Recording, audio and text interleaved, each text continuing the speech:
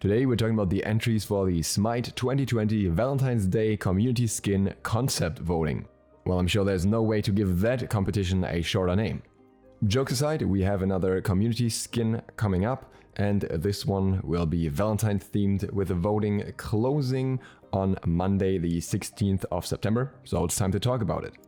A quick but unfortunately necessary disclaimer, all of the images are used under fair use as a part of the video and they do not represent the video as a whole. Every artist will also be credited. With that out of the way, let's get into the skins. Now typically you would see me complain about the community skin and the finalists especially somehow. That was the norm for any skin contest before because somehow HiRez always managed to either skip over very nice skins or included various skins in the finals that were really not feasible as skins and SMITE, and it was kind of weird because no one knew why they were in there. Well, this time I can happily say, good job HiRez, well done, you actually did it right. All of these skins that made it into the finals are there for different reasons, but for good reasons in my opinion, from what I can tell why they made it in there.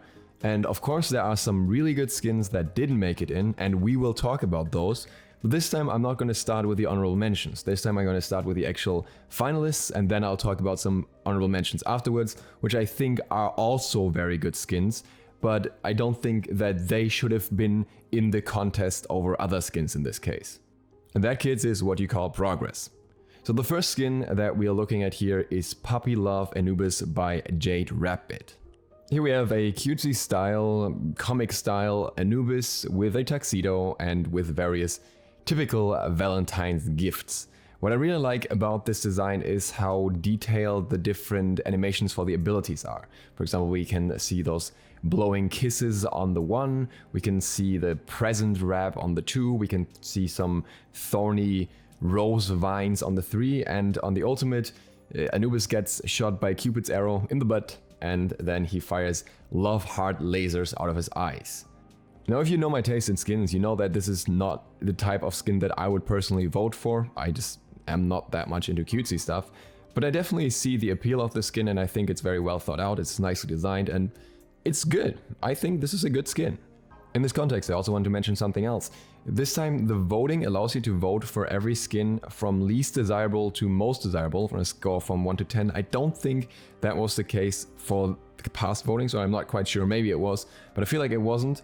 And I think that's very nice because that way you can still give a skin credit that wouldn't maybe be your favorite. And that's, for example, the case for me here. I would give this skin points for being a good skin that's well designed, even though it wouldn't be my personal 10 out of 10. And that brings us to the next skin, which is Enchanted Boyfriend Cuckooland by XLGOT. We're seeing some familiar faces here, by the way. Jade Rabbit already made the Capri ice cream skin for the last community contest, and XLGOT submitted the Gender Bend Daji skin. Now with the Enchanted Cuckooland skin, we have a Loverboy style Cuckooland with a heart kind of rope around his chest, I don't even know how to explain that, and some hearts on his spear and everything. But when he turns into his berserk form, he turns into a raging red and black frog with broken hearts all over his body. I really like the idea for the transformation here, and I really like the way it's designed. It reminds me a little bit of a certain character from way back in the day when Gigantic was still a thing, rest in peace. And I think his animations in combat could also look really cool. That said, I see a few minor problems with this skin. On one hand, I think his normal form is maybe a bit too generic looking. I get the idea that the focus is definitely on the berserk form here, but you're still gonna see the normal form quite a lot. And on the other hand, the berserk form is designed to be intentionally ugly in a way. I mean, it's just the fact that most people aren't exactly into frogs. And I think that's fine, I think it's cool, I like it, but I know that a lot of people are simply not gonna vote for a skin that has more of an ugly look going for it. I'd love to be proven wrong here, but especially in combination with Cuckooland's current popularity, or rather the lack of it, in any meta really, especially in Conquest though, I am not quite sure if this skin stands much of a chance against the others. Next up is Miss Sweetheart Jing Wei by Codebreak Guy. This is a bit of a digital anime style Jing Wei that is simultaneously Cupid, I guess. She has this flashing neon pink look going for her, and all of the animations are in the same color, and in her ultimate she will shoot hearts to the ground. Her weapon is a hybrid rifle crossbow. Now I get the idea of the skin and where it's going, it's just not for me. I am just not a fan of more anime skins, but at the same time I know very well that they sell very well within the SMITE community, so I can see a lot of people voting for this regardless. And while it doesn't bring anything crazy new, it's still innovative enough, I would say. Next on the list is Rose Knight Nike by North Sketches. This skin is interesting to me because somehow it's different. I can't really put my finger on it. Maybe it's that slight Disney princess vibe it's got going for it, but something is new about it. It has roses pretty much everywhere, on her wings, on her spear, as well as on her shoulders, and she's wearing this wide red robe. I don't even know what to call it, armor / cloth piece something. And overall I would say I do like this skin. This is one of those skins where I am relatively concerned that even though it's rather simple, it would not quite be fulfilling to see it in game. First of all, it's drawn in a very cartoony style, and I don't think that translates too well into SMITE skins, which are still 3D models.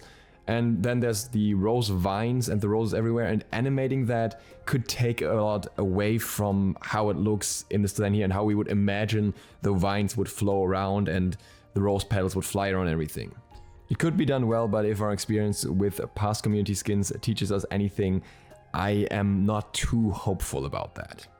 And speaking of hopeful, you know what I'm hopeful about? The next skin. Neck Romance Persephone by Juniper Garcia. Here you go, here's the feedback you asked for. Now, I personally absolutely love this skin, but that's also because I'm a little biased. I just love Persephone's base design, so anything that builds up on that is something that I will automatically like, so maybe it's a bit unfair. What we have to say here, realistically, is that the skin itself isn't too drastically changed. We see her in a different robe with roses on it, with a different color theme, white and red, and with that bridal gown and everything, so there are some changes, of course, but it's still Persephone. And much like that, her abilities also aren't drastically changed. We've got the tuxedo for the skeleton in the one, we've got the rose coming out of the plant, but overall it still remains similar. And I think that is actually important for Persephone. Not so much because I wouldn't like to see other concepts, but rather because Persephone has so many different models that need to be designed and animated that if you go too heavy on the changes, HiRez will probably not execute it either at all or at least well. Making 3 completely different and new animated models is simply more work than just making one, and I think that's very much worth factoring in. And you also have to keep in mind that the ultimate itself is also an ability that has a lot of animations going on, even though it's not pictured here. So I really like this more simplistic approach here, even though of course I'm also biased towards Persephone in general. And then we have Queen of Love Soul by Anna Lights. With this one, I gotta be honest, I don't quite see the appeal. It is a human soul with blonde hair and a white dress and hearts everywhere and a crown. So Queen of Love makes sense. Thing is, something that's also a point for some of the other gods here, like Anubis for example, Sol has a decent amount of good skins, and I'm not quite sure how this one would add something that we don't have in one way or another. It's not terrible and it's not badly drawn, but at the end of the day she's just a person with a basic outfit, so to speak. Different from, for example, Persephone, I think there are a lot more unique options that are possible for Sol. I also would have really liked to see some examples for abilities and how they would look like in the skin, because just the model itself doesn't really tell you that much when it comes to Sol. And last but not least, we have Love Dove Thoth by Yuna Prime. So this is Thoth as a dove, a white dove with a red suit and rose and, you know, neat little things. The skin comes with a description. I designed this skin because Thoth is one of my fiance's favorite gods, and by next Valentine's Day we'll be married. SMITE is one of the main games we play together and has brought a lot of fun to our relationship. Now, that's a nice story and I'm happy for them. But I think it's a little bit unfair to put that into a skin contest. It feels like, you know, you should vote for this skin because of the story behind it, because, you know, it would be cool for their whole wedding story and for the fiancé and everything.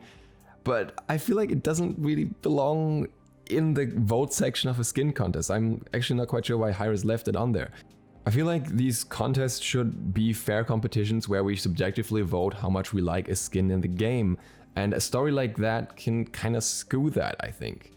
It could really skew that either way as well. Maybe Smite's demographic is generally too young and they actually hate weddings and they're actually going to vote against the skin because of this. But it makes it very hard to make a neutral judgment here. I'm going to try anyways, I'm going to pretend the text is not there. And I will say what I really like about this skin is that it has very thought out abilities. We have the hieroglyphic assault with like these different, I think it's candies basically, with like I love you and be mine. The glyph of pain has its own unique design, and the evade punish gets a little bit, and the final judgment gets a big heart. So you're gonna shoot enemies with a big heart, which is actually kind of funny, especially if the dove comes with a like cute-ish void spec. So I do see potential for this skin, and I think it's one that's also very possible for HiRez to execute, which is good. It wouldn't be my personal favorite, but that's more down to the fact that I don't really play SLOTH, so that kind of influences me here. But outside of the finalists, I also want to show some honorable mentions of skins that were either highly upvoted or that I thought were just really good and unfortunately didn't make it in. The first one is by a very familiar name as well, and that is Rob Draws. Rob Draws made a gender-bent Queen of Hearts Odin skin, which, while I think also looks a little bit like Argus, is overall a very cool skin. Rob Draws is now starting to have a history of making really cool skins that for unfortunate reasons don't make it into the finals. I'm not sure why this one didn't make it. With its design there wasn't even any need to change animations compared to most other gender-bent skins. Another really cool one is by Frenzied Steam, and that's Death Do Us Part Arachne. Why I really like this skin is because when she stands still, she just looks human. Her legs are completely hidden under her dress. But when she starts attacking, then you will see her legs. And when she goes into her ultimate, she reveals her full Black Widow form and rips off her dress. And this is very smart because this is done so that when she's upside down, you don't have the problem of the dress hanging upside down because it's ripped, so it's not there. And on top of all that, this skin also has little ring bearer spiders with a top hat. So if you're not sold before that, this will get you sold unless you have arachnophobia. But wait, there's more. We also have Overslept Kumbhakana by Reddit user I_don't_know_any_name. While they don't know a name, I really like what they've done with the skin. A Kumbhakana that looks like he's late to a day with a comb in his hair and his tie not done properly. I think it's just funny and it fits with what Kumbhakana's theme is, but it also fits with the Valentine theme. Nothing too flashy, nothing too crazy, but just a good idea. Yet another skin worth mentioning is Happily Ever After Medusa by Kiwi the Demon. Medusa is a bride with one of the few themes here that is not red. It's actually a white and blue theme. It looks almost a little bit frosty, even though that's not the idea of the skin, I think. And that, in combination with the fact that her tail is replaced with a wedding dress, makes her stand out for me quite a fair bit. I can see why this wasn't chosen. She just has a lot of different colored themed skins, and I think if HiRez was to do any more Medusa skins, they would be very, very extreme and very different from what we have so far, but I still really like it. And one last skin that I wanted to mention is Late to the Date Kuzenbo, because you can't have a skin contest without mentioning a Kuzenbo skin at least. This one is by Lone Wanderer 20,580, and that is also a guy in a tuxedo. We have a lot of tuxedo skins this time. Kuzenbo, red tuxedo this time, and a red top hat. But what I really like about the skin is the whole concept of him being late to the date because of a car crash. So he has the crashed car on his back, and when the 2 is activated, the reflect, then the lights on his car come back on. He also comes with an extra dapper Nene, and my favorite part is that the ultimate is a car crash. So in the ulti basically, I don't know, somehow turns into the crash car or even 2, or the car just spinning out of control basically, and you spin your enemies away that way. I think the skin would have actually made it into the finals if it wasn't for the fact that we have the Mafia skin coming out just now that is kind of somewhat close in theme. It's again a clothed Kuzenbo, for example. So it's not super close, of course, it's very different concept still, but I think there might be a bit too much overlap and people might not be happy with that, so they might have excluded it because of that reason.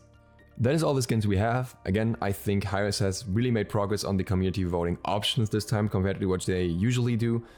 The choices are really good. We can actually see a reason for every skin for being there basically.